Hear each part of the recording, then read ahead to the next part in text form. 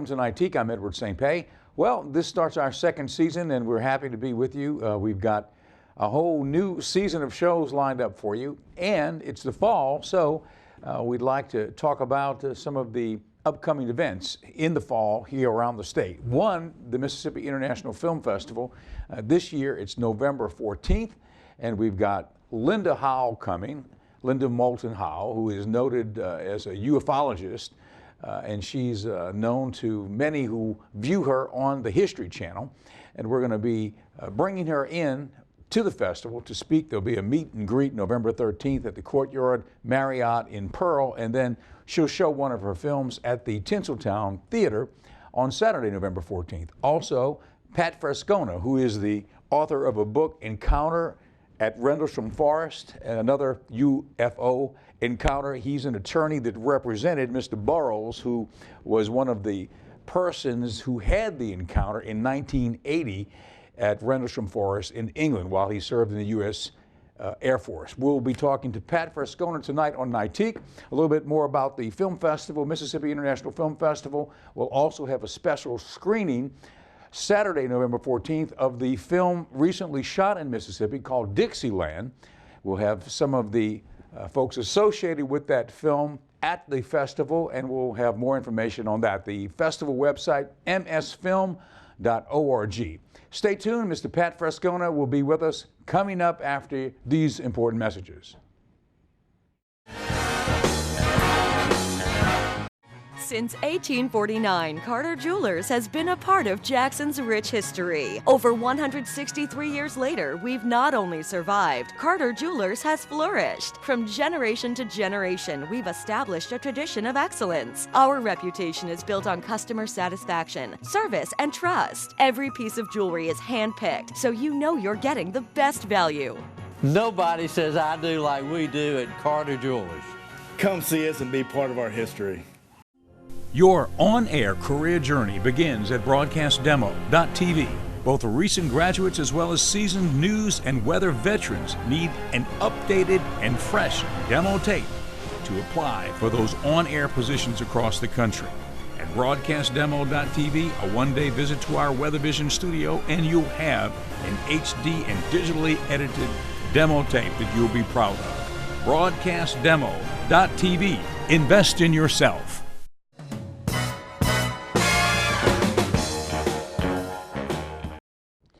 Well, tonight's guest is Pat Frascogna, and Pat, welcome to the show. Thank you. Thank you. Well, first off, you are the co-author of a book called Encounter in Rendlesham Forest, and basically you worked with the actual person, Mr. Burroughs, who was a U.S. Air Force man, right? Correct. And he was stationed in England near the Rendlesham Forest. That's where the base was, and he had an experience in 1980. And tell us a little bit about what he encountered. Well, this is often referred to as Britain's Roswell, which is reference to the Roswell crash in New Mexico in July of 1947. This is a very famous case. In fact, it is the most famous UFO case in all of Great Britain. It is regarded by many today, I being one, that this is the most important UFO case that's ever been that's happened, because the witnesses to it, like many times you have pilots and so forth that witness these events, but this was about 60 different Air Force personnel at an atomic weapons facility in England, RAF Bentwaters. It was a forward base for NATO in case we got into a nuclear war. And the credibility of the witnesses is just impeccable, all the way up to a Colonel Charles Halt, who was a deputy base commander at the time. And the events actually took place over about 3 days. John Burroughs, who wrote the book, along with Nick Pope, and I had contributed one chapter, is a client of mine still, in regards to getting him medical disability, which we were able to do for his injuries received in 1980. The craft came back about over a three-night period. John was out there for 2 of them. And on the first night, John got within a very close proximity to it. I know you know him. He's a friend of yours, so and also a client. But beyond that, a friend. You've talked to him extensively about this. Did it affect him even to this day, his encounter? Well, it affected him almost immediately afterward. He was about 19 years old when this happened, and ultimately it would result in damage to his heart, a certain kind of damage that ultimately resulted in a life-saving surgery at the VA in Tucson, Arizona in December of 2013, which I flew out for. Getting that surgery took a lot of doing. The VA was absolutely dragging their feet on this, basically ignoring that he had been injured at all. But ultimately we were able to get that surgery for him, save his life, and then a year later get him the full disability award. Okay, so the VA didn't want to acknowledge that whatever he encountered at Rendlesham Forest had an impact on him. And basically, well, the VA was on the point, certainly, because they are the Veterans Administration. We were trying to do a kind of a pincer move, if you would, coming at them from other agencies. DARPA, Defense Advanced Research Projects Agency, National Security Agency, NSA, DIA, Defense Intelligence, CIA, FBI, AFOSI, you name it, State Department. Everybody was trying to hide the ball. Nobody wanted to admit there was any affiliation whatsoever between this airman, this veteran, who had been injured in the line of duty, and a craft of unknown origin that he encountered. but in the end, they acquiesced. In the end, they did. Okay, what does that say? Well, that was when we had our announcement in Phoenix, Arizona, early in February of 2015, saying that it was a de facto acknowledgement that UFOs exist. It was a story that was picked up by other news outlets, some mainstream around the country. But like with most any UFO story, it never could grow the mainstream media legs you would like it to, even though the VA came out and admitted that my client was injured by an unidentified aerial vehicle in England. Okay, that brings us to the question: why is the mainstream media hesitant to cover stories like this? Because they oftentimes, if not virtually all the time, toe the accepted line. You know, it's not officialdom that has announced it with a news conference on the steps of the White House or what have you. Therefore, it's not worth their attention. Now, I noticed in the chapter that you wrote, you get into freedom of information, the technique used to gain the information from the various government agencies and such, right? Correct. So, what is your official feeling, your take on why the information is so hard to get? Why is the information being secreted away, and it has been for so many years? It goes all the way back to the 1947, at least as far as the 1947 crash at Roswell, at least as far back as there.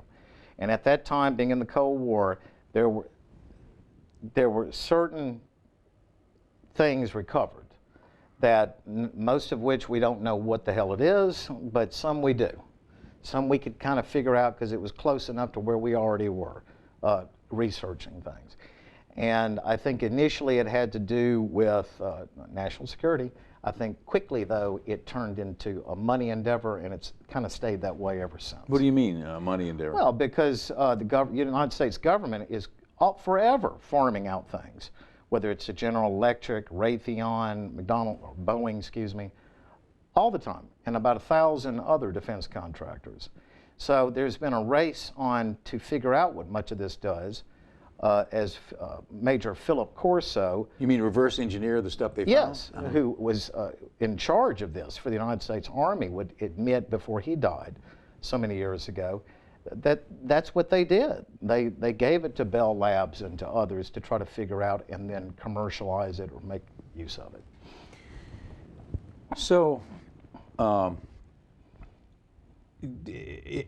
this been sort of an illumination to you becoming involved in this book and representing this case and what you've learned about this whole subject? Yes. When I initially was asked by Mr. Burroughs to help him with the VA claim, I had no belief one way or the other. I went into it strictly neutral. I came out a firm believer. So you've had an epiphany, so to speak. Yes. So to speak. Interesting. Well, you know, we've known each other a long time, and I never knew that you were interested interested in this whole area until you went through this whole process, and then suddenly you were. And you know, it is it's vast. I mean, so many people have had experiences, and some people talk about it, and some people won't talk about it because they feel like if they do talk about it, they'll be ridiculed, I guess, you know. Well, and therein lies a pretty big clue. As I tell people at conferences and whatnot, it's interesting that I could go around telling people I believe in ghosts, and I would get ridiculed less than I would if I tell them I believe in UFOs. Almost as if somebody wants it to be that way. Yeah, there would be a good way, You know? to keep it quiet is to... And that's how you do it. Yeah, that's how you do it, exactly right. Well, now, there's a video of you representing. Tell us about the video that we're going to see. The video that you're about to see was shot in Phoenix, Arizona, about February again, this year, like I said earlier. And it's with me and John Burroughs outside of the Weequahic Indian Resort Hotel and so forth there. The International UFO Congress, which is the largest UFO conference in the world, had just been held there and I think was concluding at the time that was shot. And these were some filmmakers that were there that wanted to put something together. And they did a great job. And this is John Burroughs. This is the person that Yes. encountered the UFO at Rendlesham Forest. Okay, good. Well, let's take a look, and we'll be right back with Pat after this. The United States government has, for the first time ever, acknowledged by de facto the long-suspected reality of the UFO phenomenon. John Burroughs encountered a craft of unknown origin in England's Rendlesham Forest in December of 1980 and suffered injury therefrom, for which the Veterans Administration is now recognized by granting him full medical disability.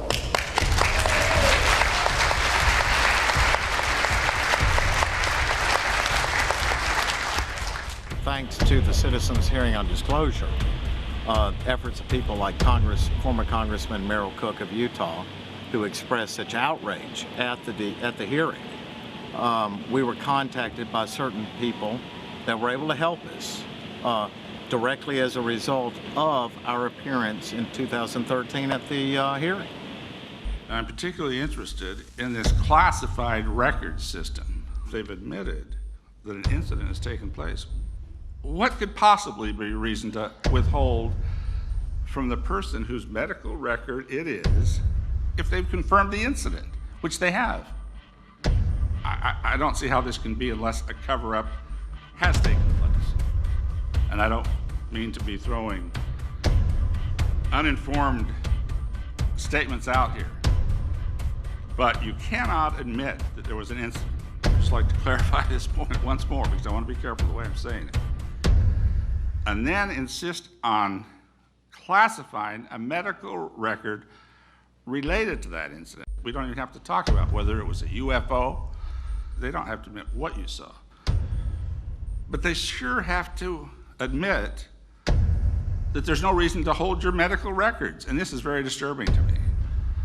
You might be able to take a truth embargo blockade and maybe move it a brick at a time, but that's where major cracks start occurring and where things start falling into place. Now, if this panel, for example, and I'm going to talk to each one to see if I could get them to sign a letter that I'm going to be asking them to help compose to both the Veterans Administration and to the President of the United States, because we've had,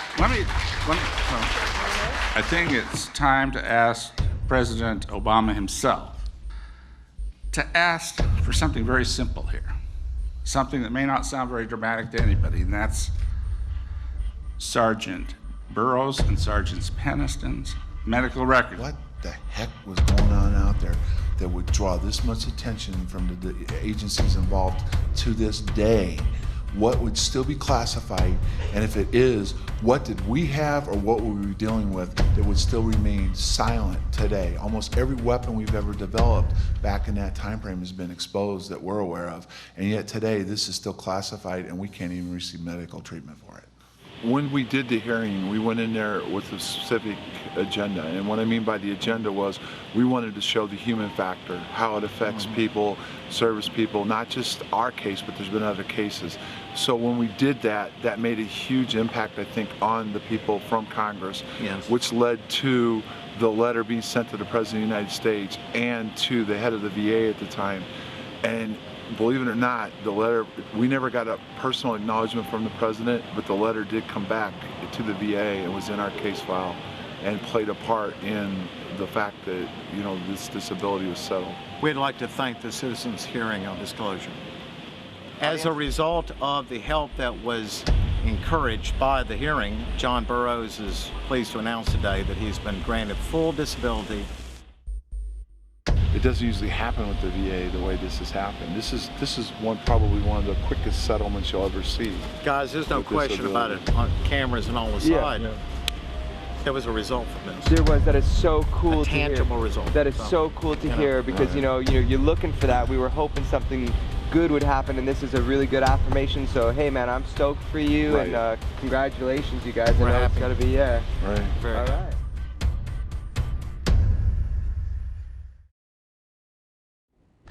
Well, Pat, explain, the representative from Utah, what was he there for? That was former Utah Representative Merrill Cook, and I believe he was chairing that day a particular panel that we had. We were in Washington, D.C. in April of 2013 at the National Press Club making a presentation. He was chairing that along with 4 or 5 other former Congress people and senators, and he was asking questions in that clip and talking a little bit too, of course. But he was one of our biggest, and still is, one of our biggest supporters in this, and has been all along. The book, Encounter in Rendlesham Forest, and it's available at... all major bookstores across the planet. Isn't that something? That's great. That's great. So we're going to take a break, and we'll come back and we'll talk about the upcoming film festival. And of course, we have Linda Howell coming in. Yes. Give us a little brief bio on Linda. She's a well-noted ufologist. Edward, that's impossible to do. She is. It is difficult to define Linda in fewer than maybe 1,000 words because there are so many things you can say about her. She's done so much work for so long. Anybody that's in any way interested in UFOs, Bigfoot, environmental anomalies, you name it, Linda Moulton Howe is the go-to person. She's the one who does the investigating the most and the deepest in all these issues. Discovery Channel, all the She's major- everywhere. Ancient History aliens, Channel. you can't, she's kind of like Nick Pope. You can't turn on the TV and any channel that covers these things and not see her. And she'll be here for a meet and greet on November Yes. 13th, and also she'll be showing one of her films On at the the film 14th, festival that's on the right. 14th That's here right. in Jackson, in the capital city. So stay tuned. We'll have more in our discussion with Pat Frascogna after this. Ingalls Shipbuilding has pioneered the development and production of technologically advanced, highly capable warships for the U.S. Navy, the Coast Guard, and the U.S. Marines for more than 75 years. Ingalls is Mississippi's largest manufacturing employer, and today Ingalls has an immediate need for more than 200 electricians at our Pascagoula, Mississippi site. Apply today at www.buildyourcareer.com. Build your career at Ingalls. Your on-air career journey begins at broadcastdemo.tv. Both recent graduates as well as seasoned news and weather veterans need an updated and fresh demo tape to apply for those on-air positions across the country. At broadcastdemo.tv, a one-day visit to our WeatherVision studio, and you'll have an HD and digitally edited demo tape that you'll be proud of. Broadcastdemo.tv. Invest in yourself. When you are looking to further your education, there's only one university that towers above the rest, Jackson State University.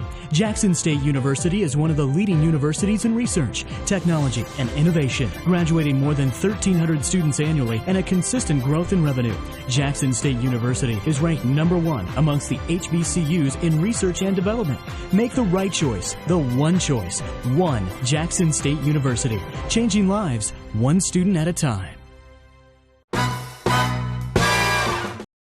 Well, we're talking to Pat Frascogna, who is the author of a book, Encounter in Rendlesham Forest. He's a co-author. He wrote some of the book, but he's the attorney for one of the principals, John Burroughs, who had the experience in Rendlesham Forest in 1980, which is remembered as one of the significant, maybe the most significant UFO incident in Britain.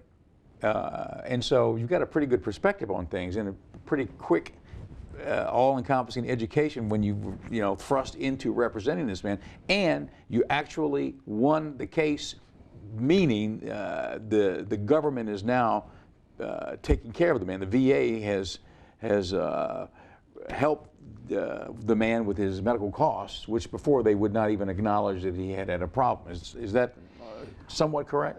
Basically, yes. What they've done is, by virtue of the response we found, this is about 4 years in the making from the time I got involved. John's been working it decades before.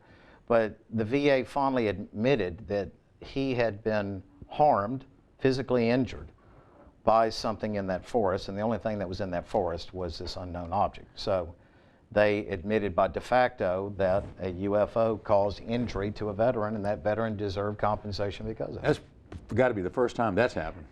If there's another time, I wish somebody would tell me, because this is the only one I know. It's kind of a, yeah, it really is sort of a demarcation line, because now Linda Moulton Howe is coming, and she is an investigative ufologist. She works with the History Channel, Discovery Channel, all of those networks, the Ancient Alien Program, and others. Crop Circles, she's done investigations on all that. We've got her coming. She's going to be doing a meet and greet. Yes. For the film festival, the night before the festival. That's going to be Friday, the 13th of November, right? Friday the 13th of November at the Courtyard Marriott in Pearl. And if I know Linda, she's going to be worried about going anywhere on Friday the 13th. So that's part of her. Is it really? It's going to be interesting. Yeah, it's kind of an interesting date, and it's msfilm.org, and that's going to be how you can queue in and you go to Eventbrite and you can buy a ticket and come to see her there. And then she'll be showing a film on Saturday, the next night, at the Tinseltown Theater next door. Right. Also, we're going to have some other films. There's a film WKNO in Memphis has submitted, and it's going to be shown. It's called UFOs Over Memphis, and it's a 1-hour documentary on an incident that occurred in Memphis where a police officer was... Several police officers. Several police officers. And so, it's a great documentary. We're going to be looking at that, and also some short films that are being entered from around the country into the festival. It's going to be great. It's going to be a lot of fun. So, will you be speaking at the festival? We hope you'll be saying a few words about this encounter at... Oh, I'm sure I will. I'm sure I will, and John Burroughs may be joining us as well. That's great. So.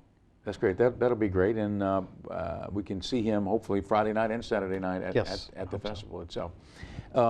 I've always been interested in this topic, always. And if you look at what's happening with the Hubble telescope and other, space station based telescopes, it's opening up, information that we never had before. Like the big discoveries recently on Pluto.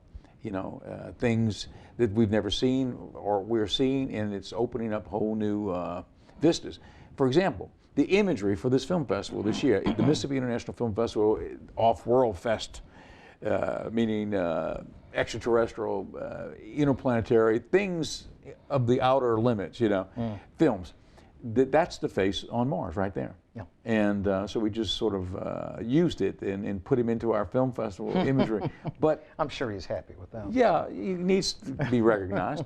But it's a very significant image. That image alone is very significant. To me it is, because, basically that is an image that's peering back to us from space, and I don't know if it's ever been fully vetted out as to what that could possibly be. I think they call it, what is it, a ventifact, something that's been sculpted by the wind, but it really depends on your perspective and your belief system. So right. For those that think it's something more, could be. Who knows? Yeah, who knows? I don't know for sure. I don't know. There've been, I've read about NASA scientists, people who were working with the various space missions, the moon missions, who had access to photographs that were taken of the landing and the subsequent activity there on the moon, who were under strict, secrecy not to talk about that, but now in recent years have discussed things that they saw in those photographs, which would basically make your hair stand on your head. Basically, structures in other, you know, buildings that were constructed by some intelligent life form, you know, that were on that, on this, literally on the moon. That's just the closest planet, by the way. I mean, there's only about a billion more out there, you know. But you know what I mean? I do. And it's interesting you put it that way, because in working with John on this case, he would often talk about things. He'd say, well, I know it wasn't ours and I know it wasn't theirs, so it must have come from up there. Somewhere. Somewhere, yeah. It's really amazing. And then there's a whole lot of talk about the submersed unidentified USOs. objects, the USOs, right, which seem to be coming up, and there's so many instances where Navy men recount, you know, seeing something come up and just fly right out into the ether world. You know, it's amazing what's going on out there. Anyway, we'll have a fun festival. We will. And we will. We'd like to thank you for coming tonight. Thank you. And we'll see you again on another edition of Nightique.